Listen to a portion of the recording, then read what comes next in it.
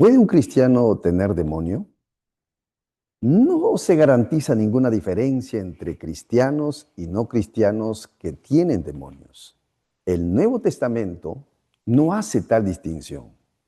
Nuestros corazones sufren y se duelen a causa de quienes alegan que un creyente no puede tener demonios y así roban a los otros cristianos un ministerio válido que para todos compró la sangre de Jesús.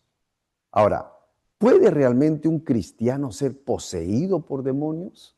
En este punto siempre ha habido mucha confusión. Veamos. Tener demonios y ser poseídos por ellos son cosas enteramente distintas, ¿eh? Entonces, el término posesión indica propiedad. Entonces, todo cristiano pertenece a Cristo, pues fue comprado con el precio de la sangre de Jesús. Y eso lo podemos ver en 1 Corintios capítulo 6, versículo 19 al 20.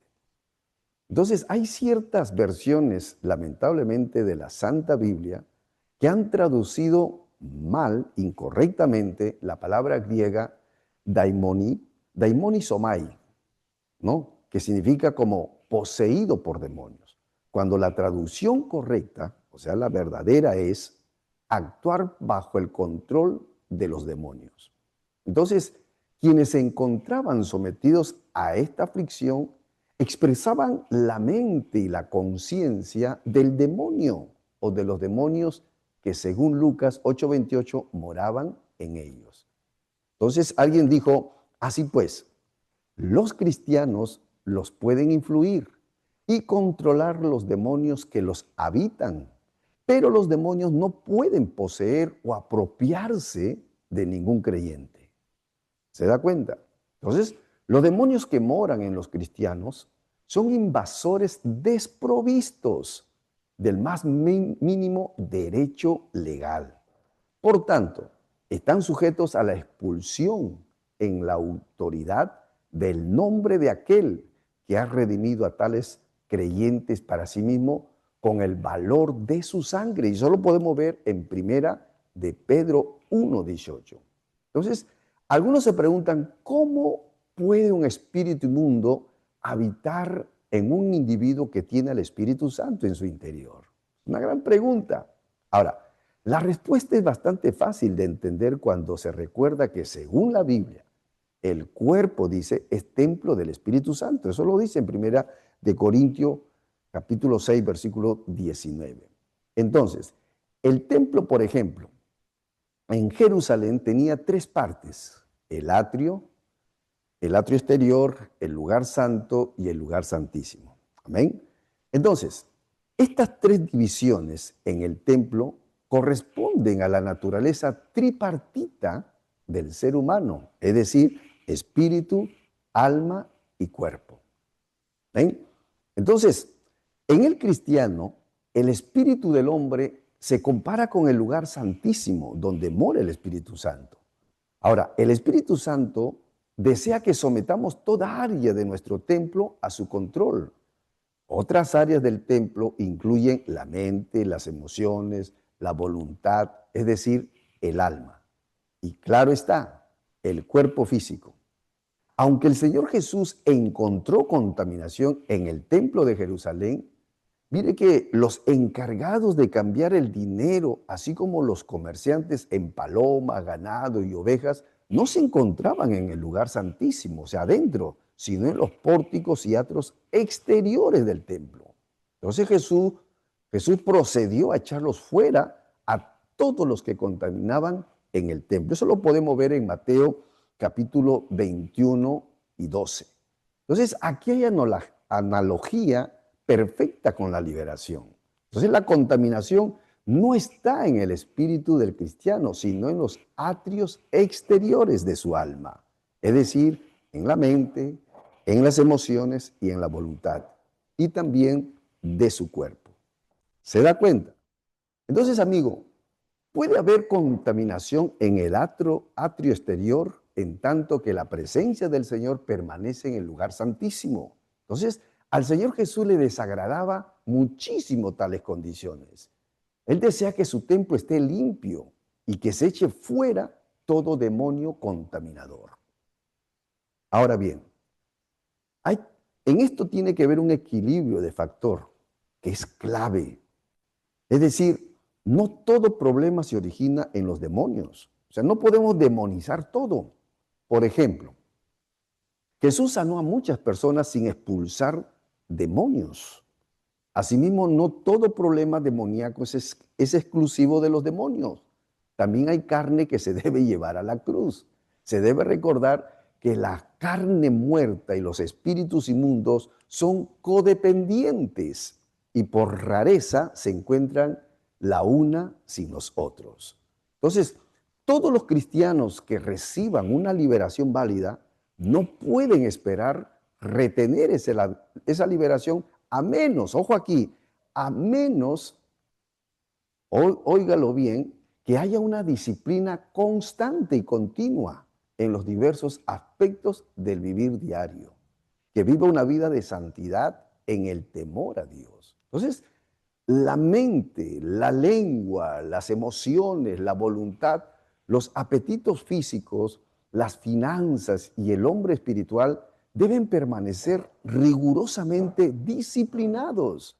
Por eso dice en Proverbios 25-28, como ciudad derribada y sin muro es el hombre cuyo espíritu no tiene rienda. ¿Se da cuenta? El enemigo tiene un acceso muy fácil en la vida de aquel cuyos muros de disciplina serán o están destruidos. Entonces, hay que tener cuidado en esto. Ahora, nace una pregunta. ¿Por qué buscar la liberación?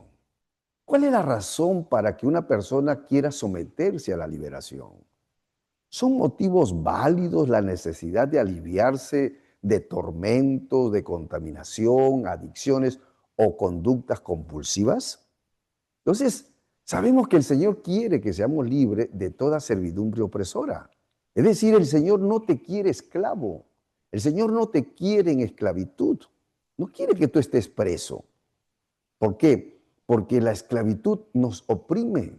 Entonces Él quiere que salgamos de toda esclavitud, de servidumbre, pero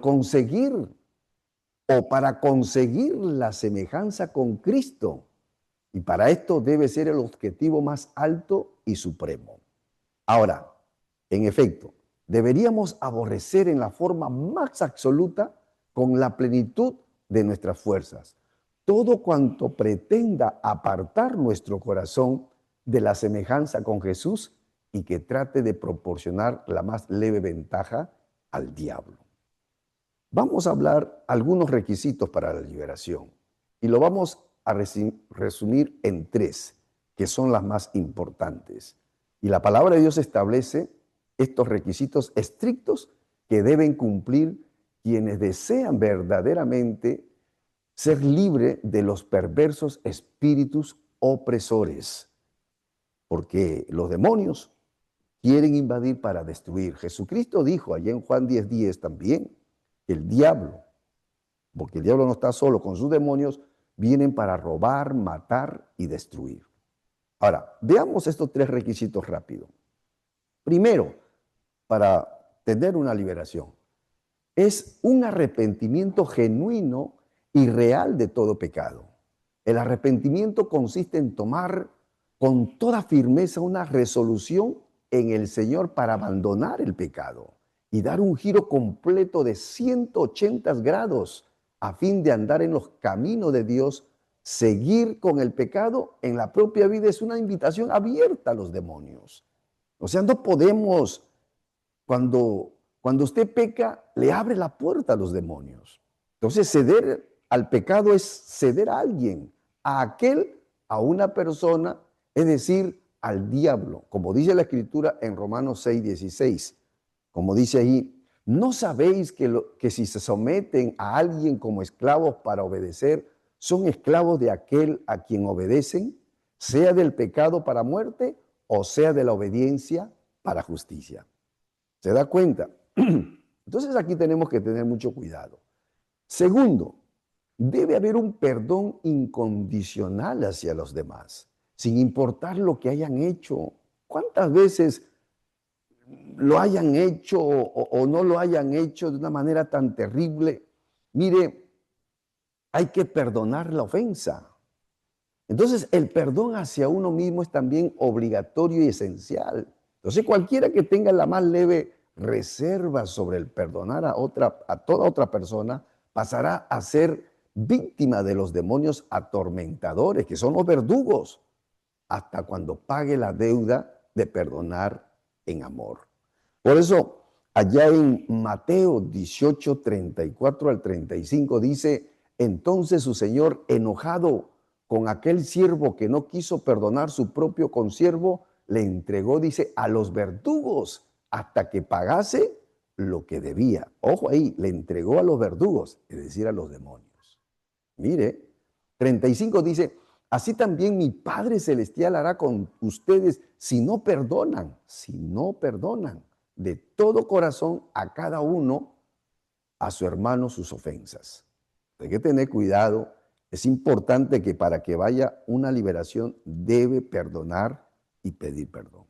Y por último, tercero, debe haber una separación completa de todo lo que signifique asociaciones. No importa cuán casuales puedan ser. Por ejemplo, separarse con lo oculto, las sectas y las religiones que dan veneración y culto a dioses paganos, a dioses falsos, como por ejemplo en las religiones orientales.